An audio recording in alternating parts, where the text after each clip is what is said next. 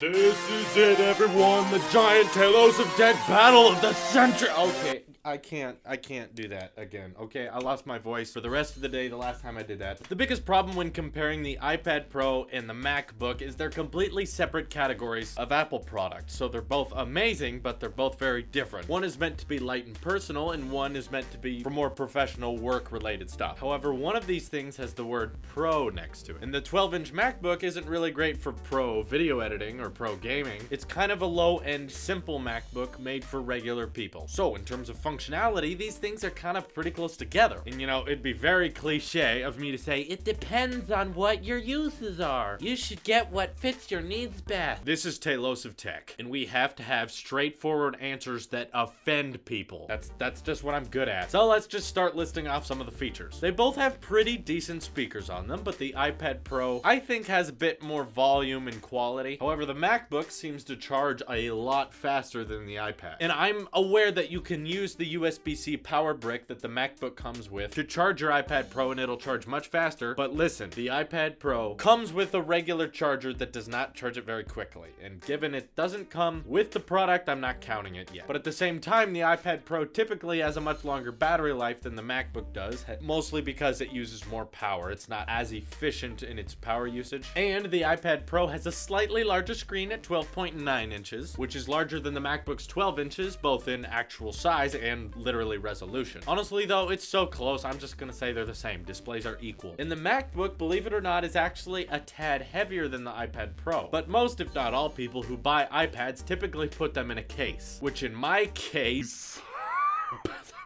it makes the iPad Pro heavier than the MacBook and quite a bit larger. So portability goes to the MacBook, oddly enough, but whatever. Now, not that it really matters that much, but the iPad Pro has a front-facing and rear-facing camera that are pretty decent. They get the job done. They're nothing breathtaking, but you know, they're there and they're not terrible, while the MacBook is kind of stuck with this 480p FaceTime camera that's really not that impressive, and you really hope you never have to use it. Only in the rarest of occasions should you use it. The storage options for the iPad ranges from 32 gigs to 256 gigs, where the MacBook ranges from 256 to 512. There's also a cellular model on the iPad, but more processor options on the MacBook. Something I found funny was that the iPad Pro with its A9X chip scored a higher single core score on Geekbench 3 than my M3 processor MacBook did. So the iPad actually had a faster processor than the low-end 12-inch MacBook. I know it doesn't mean much because they run completely different programs and it's kind of hard to test on both which one would be faster, but I'm just saying, one's faster, just by a little bit. All the MacBooks have 8 gigabytes of RAM, while the iPad Pro has 4, and the MacBook comes with a very capable and powerful trackpad, as well as a completely redesigned keyboard. Though the iPad supports the world's greatest stylus, the Apple Pencil, plus a touchscreen. So now we're getting to the point where you can't really say one thing is better than the other, they're simply different. And a lot of what you decide on might be reliant on third-party software that you just can't get on one or the other items. Like for me, the only reason I got a laptop is so I could use Adobe Premiere, my favorite editing app. I love it so much because of all the things you can do with it, like editing multi-camera podcasts, and I can't do that kind of editing on my iPad. Though personally, I find the user interface of iOS to be a lot more optimized and fluid, and it just feels kind of enjoyable to use. And the App Store is very diverse and gives you lots of options, and when apps take advantage of the entire display, it looks fantastic, and everything runs very quickly. It feels snappy, whether they be social media, news, iMovies for editing stuff, drawing programs, photo viewers. They look great and you feel very at one with the device. And with the MacBook, you know, everything you do is basically in a browser. I'd say about 80% of all functions of a laptop you spend within your browser. See, with a laptop, you have one slab of controls and one slab of visuals. And with that slab of visuals, you can see what you're changing with the control slab. And with a tablet, your controls and visuals are moved together. And this makes a more personal experience, but it makes it harder to make specific commands. Mice and trackpads are both able to make very precise changes on the screen by allowing the cursor to move very slowly across a huge canvas. So for me, the bottom line is, hey, both of these products do their job very well. When I need to edit a video on Premiere, a laptop is very good at that. But when I need to check Twitter, message people, or draw, of course, the tablet is a better deal. But of course, this is Tailosive Tech, which means I need an answer that offends people. That's why for me, the iPad Pro is the winner. The better buy in my mind, just because it is so much more affordable. Yes, we all love our desktop desktop apps. We all love our keyboard and trackpads. But the optimized performance of the iPad Pro just has such a lower starting price of $700 compared to $1,300 on the MacBook. And the low-end iPad that starts at $700 may not have 256 gigs of storage, but honestly, unless you're a video editor, you really don't need that much. Plus, the iPad Pro can take a keyboard if it needs to, and it would still be cheaper than a MacBook. Throw in an Apple Pencil as well, and it would still be cheaper. For me, I consider the products equals in their own fields, and price is the final factor. Honestly, though, the better solution is to just buy both of them. Throw all of that money away. You don't need rent or a car or college. You can tell your friends that you got a MacBook and an iPad. They work really well together. So if you have to pick one, I'm gonna say the iPad Pro is a better buy. So there's your answer. The iPad Pro is still undefeated. But honestly, if the MacBook's better for you, then go with the MacBook. I don't care what you do. It's just my opinion and all. So this is your Apple Sheep here, and I will see you in the next one.